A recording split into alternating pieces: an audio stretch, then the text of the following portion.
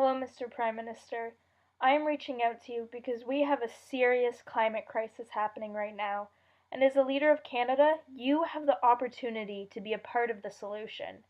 Right now, you are making the decision of whether to approve the Kinder Morgan TMX pipeline, and to help you make this decision, you sent out a ministerial panel across British Columbia to various communities to listen to the concerns of the people who will be affected by this pipeline and have those concerns reported back to you. I was fortunate enough to have the opportunity to speak at one of the hearings that was held in Victoria. I wanted to make sure that my message was carried to you.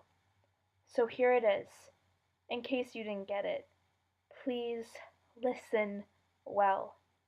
My name is Paige, and I'm from Sarnia, Ontario, the petrochemical capital of Canada, also known as the Chemical Valley.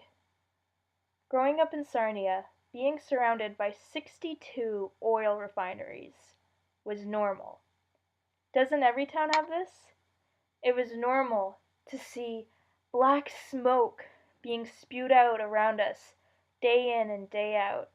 It was normal to catch a whiff of rotten egg and burning rubber. And it was normal to have to run inside because an alarm was going off, warning us that a spill had taken place at one of the plants. But one thing that I didn't think would be normal was at the age of 13 being diagnosed with synovial sarcoma, a rare cancer that only 3 out of a million people are diagnosed with each year. Another nickname for Sarnia is Cancer Alley.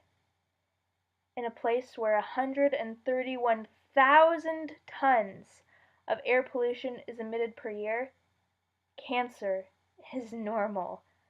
Cancer is as normal as the common cold. The cancer rate in Sarnia is 34% higher than the provincial average. Cancer should not be normal.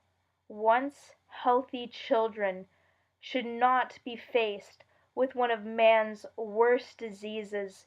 Children should not be missing out on playing with their friends and going to school because they have to have surgery or an MRI or go for their daily radiation and chemotherapy treatment. Children should not have to worry about missing out on their hopes and dreams simply because a handful of extremely wealthy people would rather make more money than provide an environment that is safe for those children to grow in. Now imagine, I am your child, and you love me like any parent would.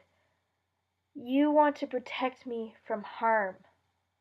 But by saying yes to Kinder Morgan, you are not doing that. You are choosing to kill me.